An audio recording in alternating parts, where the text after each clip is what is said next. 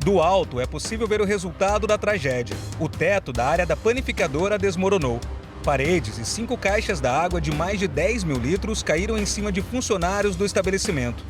Por mais que houve um colapso estrutural, nós tínhamos lá colunas de grande volume, de grande peso, nós tínhamos laje de 15 centímetros de espessuras num comprimento aí de 3, 4 metros. Então é um volume de material bastante pesado que estavam sobre as vítimas. Então o volume de material e o peso desse material que precisava ser retirado são fatores que dificultaram o trabalho. Quando a gente coloca equipamento pesado numa situação dessa, a gente tem que lembrar que nós temos uma vítima lá embaixo. Então a delicadeza que se tem que ter com equipamento pesado é crucial nesse momento para que a gente possa tirar essa vítima com a sua integridade perfeita em relação àquele incidente. O desabamento aconteceu no dia da inauguração ao público, no Balneário Canoas, em Pontal do Paraná.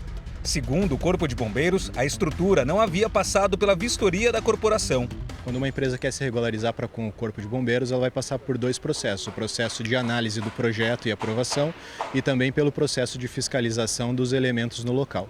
O processo de vistoria ele vai conferir alguns elementos de garantia de segurança das pessoas no sentido do combate a incêndio, que seriam elementos como desobstrução das saídas, aberturas, extintores, iluminação, sinalização de emergência.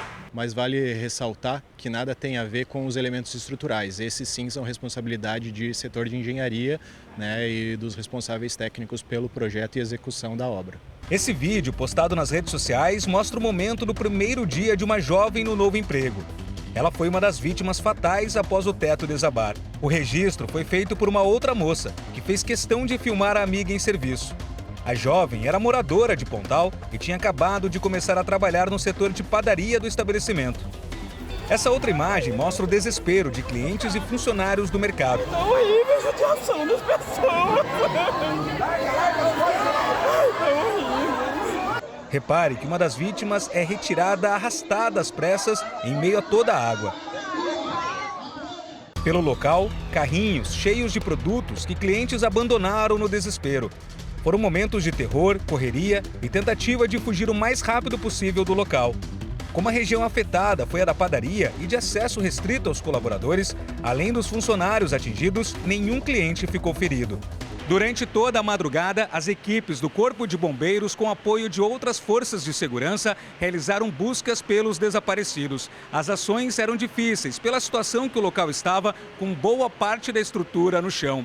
As buscas duraram mais de 15 horas, até que fosse confirmado que não havia mais ninguém embaixo dos escombros. Porém, o supermercado foi interditado e ainda havia risco de novos desabamentos. As pessoas não devem entrar nesse ambiente. É um ambiente de risco. Esse ambiente ele foi colapsado e várias estruturas foram remexidas ali. Não estão numa sua posição natural. Então isso é perigoso. Em nota, o supermercado informou que expressa solidariedade às famílias das vítimas e que a empresa está colaborando com as autoridades para o esclarecimento da tragédia.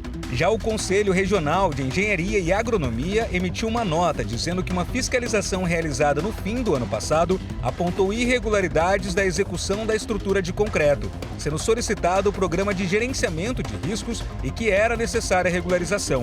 A nota afirma que o proprietário foi informado desses relatórios.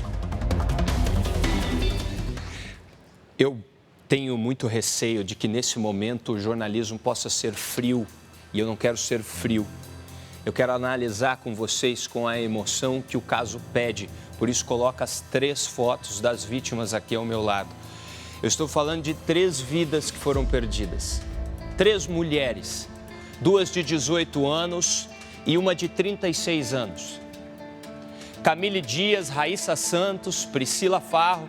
A Raíssa e a Camille tinham 18 apenas, a Priscila tinha 36. Eram mulheres que tinham a vida inteira pela frente. Duas jovens que estavam trabalhando para ajudar dentro de casa e a Priscila trabalhando para sustentar a própria família.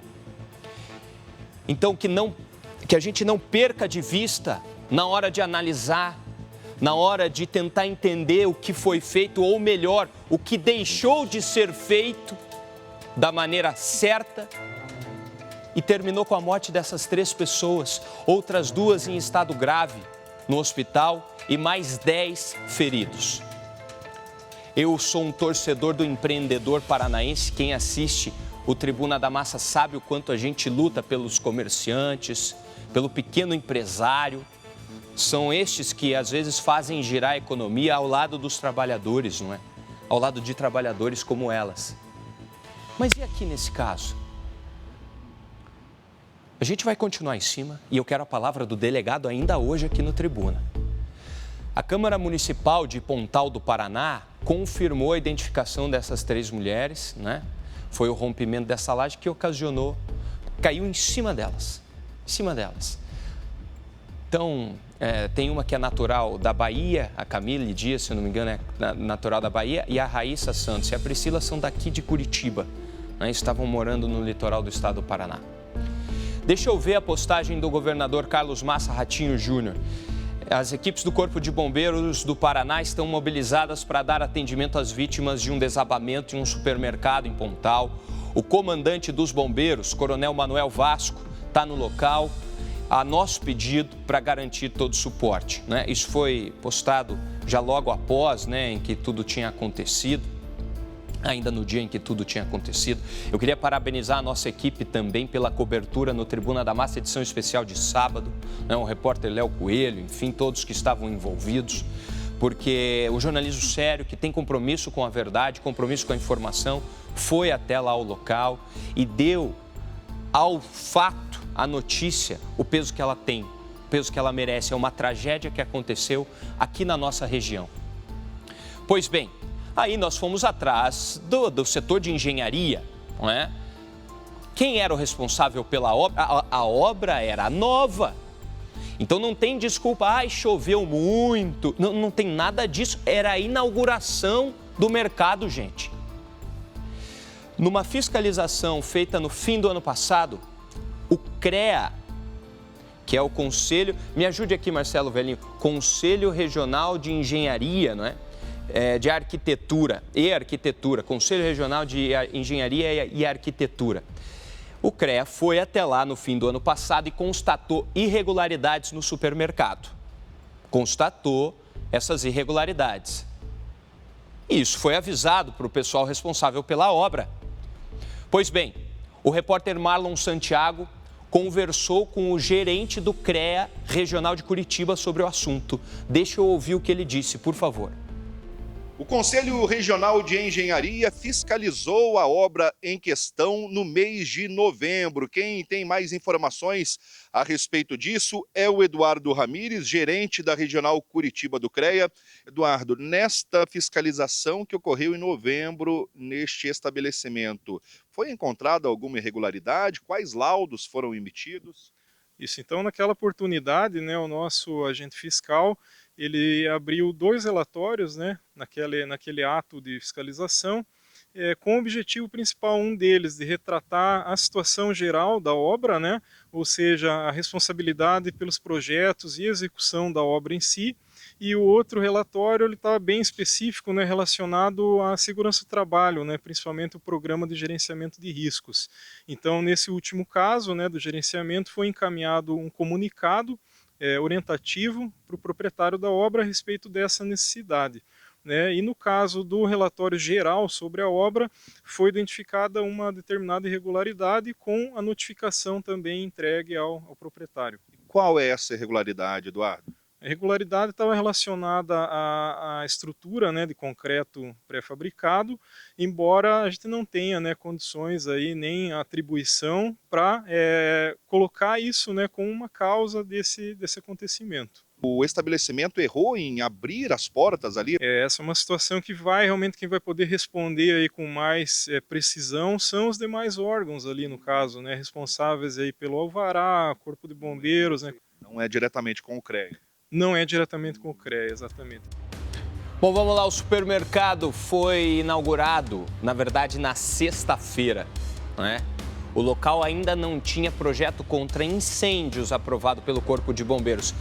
Isso é importante, né? O Corpo de Bombeiros, até a gente falou na matéria do Léo Coelho, o Corpo de Bombeiros não tinha vistoriado ainda o local, mas o Corpo de Bombeiros não ia vistoriar se a laje estava correta, né? Ia vistoriar se tinha condição para o combate a incêndio lá dentro da unidade.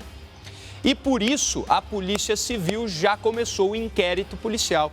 Quer investigar os fatos, quer descobrir quem são os responsáveis, se há um responsável, não é? Na minha opinião, tem um responsável. Tem que ter um responsável que libere uma obra dessa ou que assine uma obra dessa. Pois bem, uma equipe esteve no local da Polícia Civil, foi solicitada a planta do supermercado para análise técnica. Os envolvidos vão ser ouvidos nos próximos dias. Sérgio Júnior, ao vivo comigo, parece que acabou de chegar alguém da construtora na delegacia ali de Pontal do Paraná, hein, Sérgio?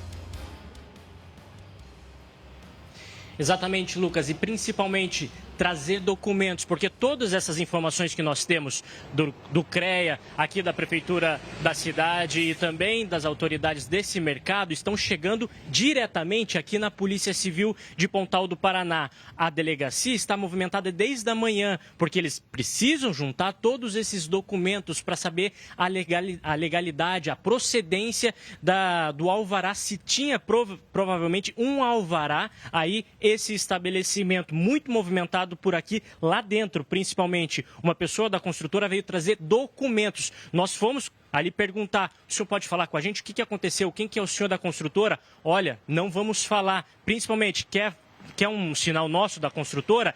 Fale com Curitiba, lá com a sede dessa construtora que prestou serviço a essa rede de supermercados, dessa estrutura do mercado. Lucas, essas são as informações. Por isso que ainda nós daqui a pouquinhos vamos trazer detalhes com o delegado sobre o que ele tem de apurado até agora sobre esse caso. O delegado está pegando pontinho por pontinho do que aconteceu na sexta-feira e de toda essa construção, por isso o pedido da planta desse supermercado, para juntar e montar esse inquérito. Lucas, volto contigo. O povo de Pontal do Paraná não merecia passar por isso. O povo do litoral do estado não merece passar por isso. Nós não merecemos passar por isso. Se tem alguém que é responsável, que responda com o rigor da lei por tudo que fez ou deixou de fazer, não é? Eu quero ainda a palavra do delegado. Ainda hoje o nosso menino Ney aqui vai conversar com o delegado e a gente vai falar muito mais sobre isso.